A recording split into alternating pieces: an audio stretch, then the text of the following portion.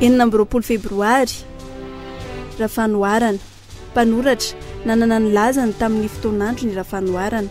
teraka tany Ambositra tokony ho tany amin'ny taona 1900 tany hoany izy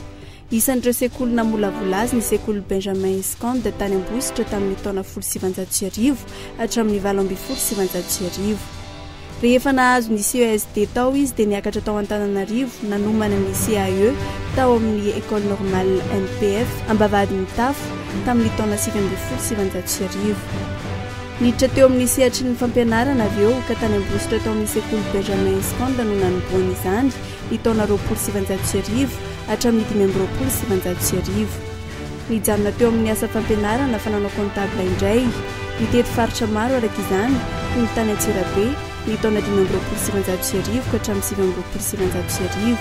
ny tao Antananarivo ny taona 1700 ka hatramin'ny 1700 ary ny tany Antsianaka Ambatondrazaka ny taona 1700 ka hatramin'ny 1700 ny fandroatana tononkalo sy ny sombin-tantara no tena nanavanana ity olo malaza ity ka isan'ny sombin-tantara nosoratany ilay hoe Ralantom-Panjono izay nivoaka tao amin'ny gazety ny Fandrosom-baovao ny 13 martsa 1700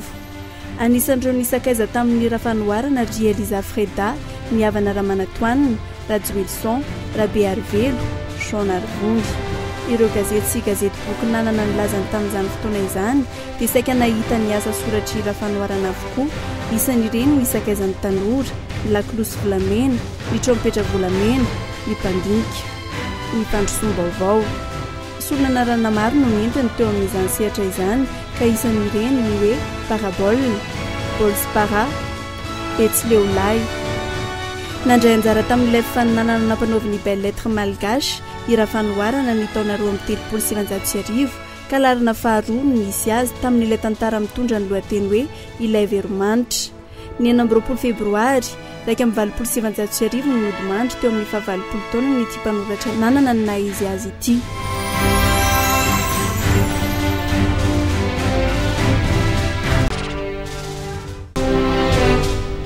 9 febroary 1770 napetraka tamin'ny fomba ofisialy tao Ambotsiroatra ireo bureau politika mandatehezana miaro ny tolom-piavotana na ny FNDR Front National pour la Défense de la Révolution ny filoha Dédier Ratsiraka no nitarika izany